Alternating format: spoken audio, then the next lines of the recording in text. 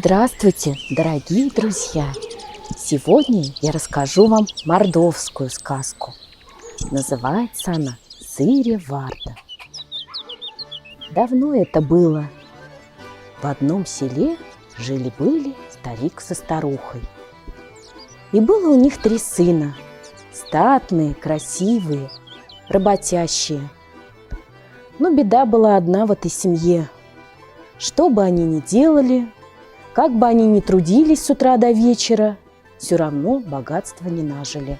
Тут уж и соседи стали над ними посмеиваться. Как вы, такие взрослые, сильные, а не можете даже не то что себя, да и родителей своих обеспечить? Обидно стало братьям.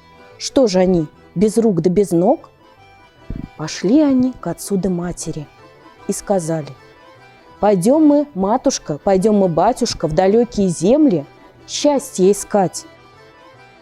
Расплакались родители, разрыдались. Куда же вы нас на старости лет покинете? Но понимали, что никак нельзя здесь оставаться сыновьям. И разрешили им идти в далекие земли. Сыновья же на прощание посадили возле дома молодую ветлу. И сказали матушке: «Матушка, родимая, ты ухаживай за ней, за ветлой-то, поливай ее, оберегай от скотины и смотри внимательно. Коли будет расти, зеленеть, значит, дела у нас идут хорошо. А если вдруг сухие листочки появятся, да будет сохнуть ветла, значит, плохи у нас дела». Попрощались они со своими родителями и отправились в путь. Прошло много времени, и родилась у старика со старухой, как ни странно, девочка, да такая хорошенькая, такая пригожая. Порадовались этому старики, утихла их тоска по сыновьям, и стали жить-поживать, да добра наживать. И назвали старики свою доченьку, красавицу, Полюшкой. Красиво, статно, да мало того, рукодельница была хорошая. Старик со старухой и не нарадуется своей дочке. Часто девица ходила гулять с подружками на улицу, песни петь, в игры играть. Но однажды пришла она вся опечаленная. Горько рыдала девица. «Что с тобой приключилось, Полюшка?» – спрашивает ее матушка, спрашивает ее батюшка. «Ох, горе мне горе, одна я такая несчастная. Да что же стряслось с тобой?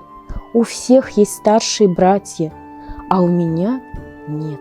Не знала Полюшка, что были у нее старшие братья, и решили родители поведать ей тайну, что братья ее ушли в далекие земли за счастливой жизнью.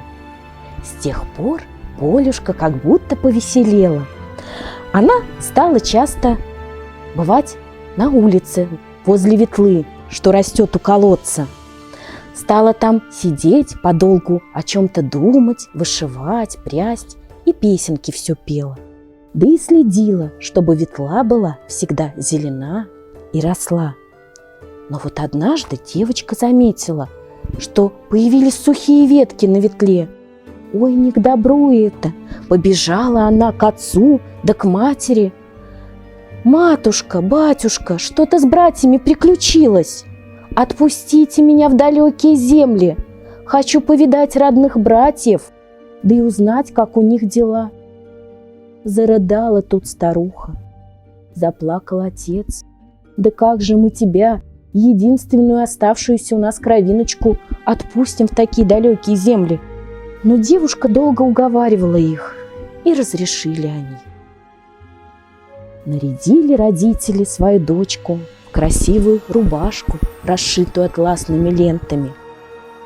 Повязали ей кушачок красный, одели в кожаные сапожки, украшения одели самые красивые, чтобы братья, когда увидели ее, узнали сразу.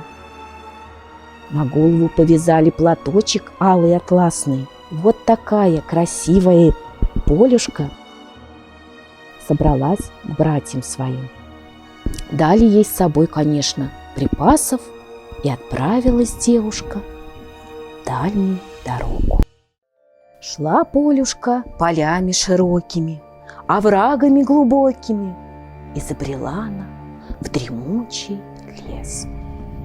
Страшно было девице одной в лесу, боязно, и вдруг, откуда ни возьмись, из-за дерева вышла старая женщина, а была это Сырья Варда, ведьма. Но не знала девица, что это злая ведьма. Обрадовалась она. «Здравствуй, бабушка!» «Здравствуй, девица! Куда путь держишь?» «Ох, иду я в дальний путь, бабушка! Иду я к своим братьям в дальние земли». «О, и я туда иду, возьми меня с собой».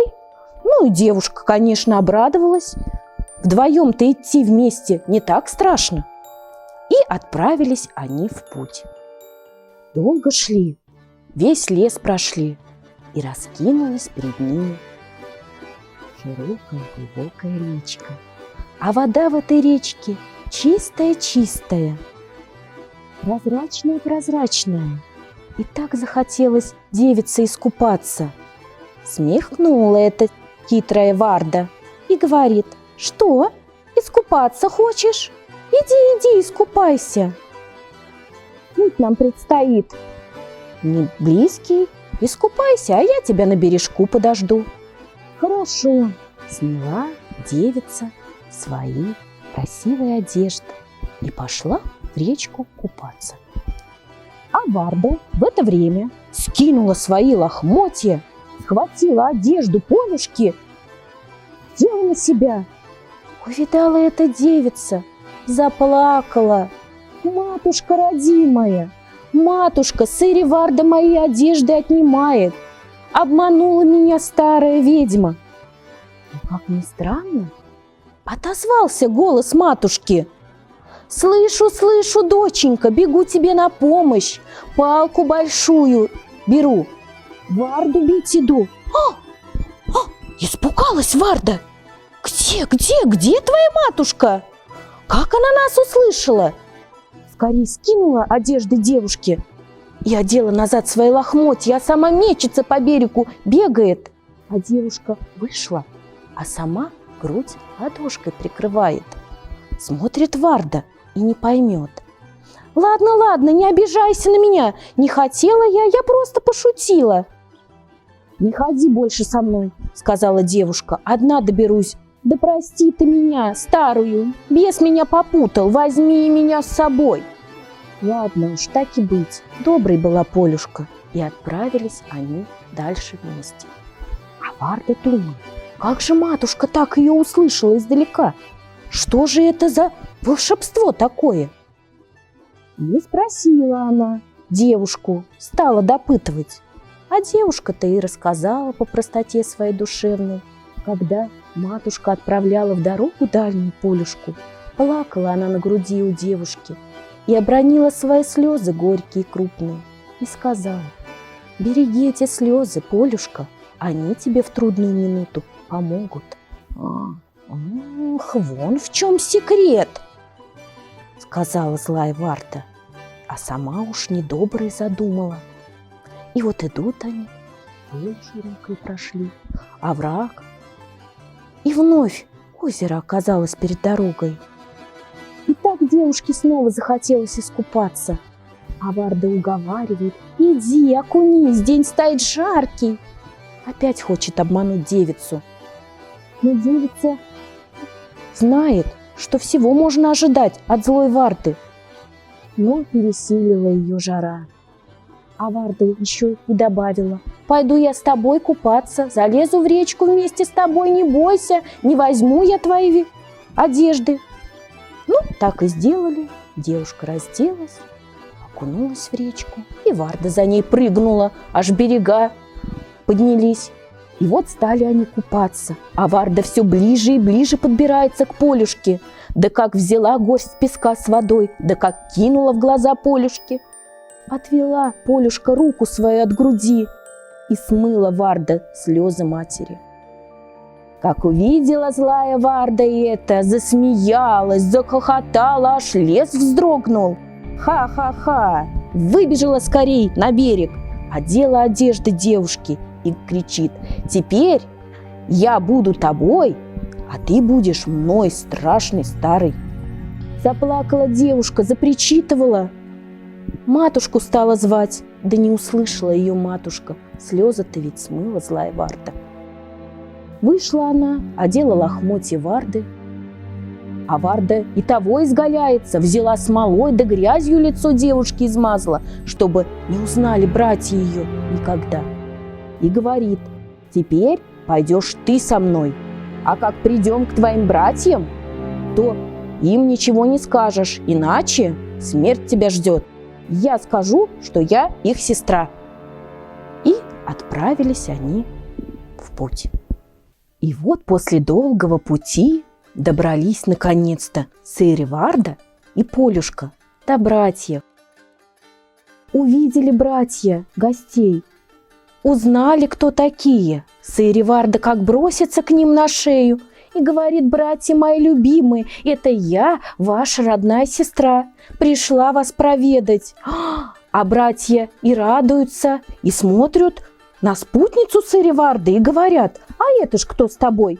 «А это замарашка, бедняжка, подобрала я ее в лесу, да с собой взяла, жалко мне ее, уж больно было. Ну ладно, отправьте ее на конюшню, ну пусть там поживет». И отправилась девушка на конюшню. А злая Варда, ведьма старая, стала в доме жить. Братья ее под белые рученьки берут, в красный угол за стол сажают, угощают ее вином красным, поют, блинами почуют, пирогами. А Сэри-Варда, деловая, спать улеглась на самое хорошее место, на палате. Рано утром братья встали, работать им пора, в поле идти. И говорят они Сэри-Варде, сестре своей: «Ну ты, сестрица, поди-ка, помоги-ка нам, сходи ты на гумно, там мы вчера зерно обмолотили, нужно его постеречь, а то птицы его исклюют». Встала с неохотой Сэри-Варда: «Ладно, пойду, схожу». И только братья ушли, легла она на гумне и стала кричать, кликать ворон, галок: «Прилетайте, разбрыляйте все здесь вокруг, пусть ни одного зернышка не останется». Приходят братья вечером, смотрят, а на гумне-то не прибрано. А Сэри-Варда лежит и охает: «Что же ты, сестра, не уберегла наш урожай?» «Ох, совсем я замучилась», — сказала Сэри-Варда. «Бегала, целый день птиц отгоняла. Лучше вон пошлите работницу эту замарашку, пусть идет, да стережет урожай, что ей делать? А я устала, пойду отдохну». И ушла отдыхать. Странно показалось братьям, что это с их сестрой такое приключилось. Не в крови у них лентяями быть. А девица, Полюшка, с удовольствием рано поутру отправилась на гумно стеречь урожай. И вот пришла она и запела песню красивую, позвала ворон и галок. Но для того, чтобы они все зернышки к зернышку собрали, все гумно убрали и чистой соломкой застелили, чтоб солнышко не спалило зернышки. Приходят вечером братья, глядь, все прибрано, дивятся они. А Сэри-Варда говорит: «И это все, да, я тоже помогала, девица, помогала». Но тут стали подозревать братья, что дело тут нечисто, и решили они на следующий день проследить за девицей и за своей сестрой. И вот вновь отправилась Полюшка на гумно, стала песни петь печальные, а в песнях своих она вспомнила родной край. Она пела про батюшку, про матушку, о том, что были у нее 3 брата, как посадили они ветлу, как ухаживала она за ней и как обманула ее Сыриварда. Поняли братья, что была это не сестра, а ведьма злая. Прибежали они к девице, обняли ее крепко-крепко. Умыла она свое лицо белое, сняла она лохмотья свои, и стала она красивой девочкой. Побежали братья в избу, схватили злую ведьму Сыриварду, привязали ее к хвосту лошади и пустили по полям бегать ту лошадь. Так лошадь носила Сыриварду, что и дух она испустила. А братья обнимать стали свою сестрицу Полюшку, расспросили все про то, как живут родители. Немного погостив, у братьев Полюшка засобиралась назад в родимый дом. Братья снарядили в путь дороженьку Полюшку, а 2 телеги гостинцев погрузили.